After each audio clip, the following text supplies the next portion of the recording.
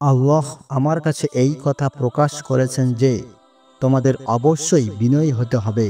কেউ কারোর ওপর অহংকার করবে না এবং কেউ কারোর ওপর অত্যাচার করবে না। মুসলিম শরীফ। তোমাদের মধ্যে সর্বোত্তম মানুষ তারাই যাদের আচার আচরণ সবচেয়ে ভালো। বুখারী শরীফ। কোন মানুষটি আল্লাহর কাছে সবচেয়ে প্রিয়? যার মাধ্যমে আল্লাহর অন্য সৃষ্টিকুল উপকৃত হয়। বুখারী শরীফ। অর্ধেকটা খেজুর দান করেও তোমরা নিজেদের জাহান্নাম থেকে বাঁচতে পারো। যদি তাও না থাকে তবে সুন্দর করে কথা বলো। বুখারী শরীফ। এক ব্যক্তি রাসূলুল্লাহ সাল্লাল্লাহু আলাইহি সাল্লামকে এসে বলল, আমাকে এমন কিছু শেখান যাতে আমি সুন্দরভাবে জীবন কাটাতে পারি, কিন্তু এমন কঠিন কিছু নয় যা আমি ভুলে যেতে পারি। রাসূল সাল্লাল্লাহু আলাইহি সাল্লাম বললেন, রাগ করো না। আল হাদিস।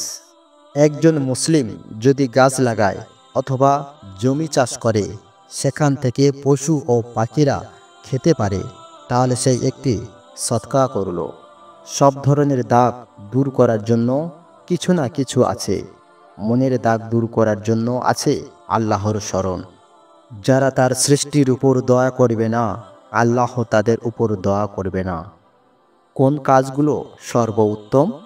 মানুষের মনে খুশির সৃষ্টি করা, ক্ষুধার্তকে খাবার দেওয়া, পঙ্গু ও অসুস্থদের সাহায্য করা, দুঃখীদের দুঃখকে হালকা করা এবং আহতদের যন্ত্রণাকে লাঘব করা।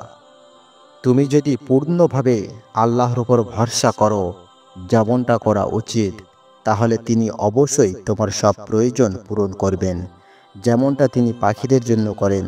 তারা ক্ষুধার্ত হয়ে বাসা থেকে বের হয়, কিন্তু ভরা পেট নিয়ে নিড়ে ফেরে।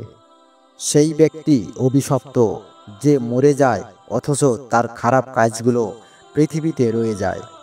একাকী হয়ে যাওয়ার অর্থ হলো তুমি খারাপ সঙ্গ পরিত্যাগ করেছো। কিন্তু একজন ভালো বন্ধু থাকা একাকিত্বের চাইতে উত্তম। আমাদের জীবনের সবচাইতে স্বাস্থ্যকর উপাদান হচ্ছে সবর ও ধৈর্য। কোনো মুসলিম ভাইয়ের মুখ দিয়ে বেরিয়ে আসা কোনো শব্দের কারণে তার প্রতি খারাপ ধারণা পোষণ করবে না, যতক্ষণ পর্যন্ত সেটির পেছনে ভালো কোনো কারণ খুঁজে পাবেন। আল্লাহর আনুগত্য করা ছাড়া অন্য কোনো মাধ্যমে আল্লাহর সাথে একজন ব্যক্তির কোনো সম্পর্ক থাকে না।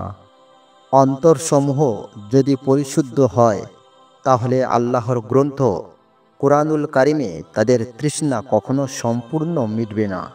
যে ব্যক্তি ধৈর্য ধারণ করতে পারবে, সে কখনো সফলতা থেকে বঞ্চিত হবে না।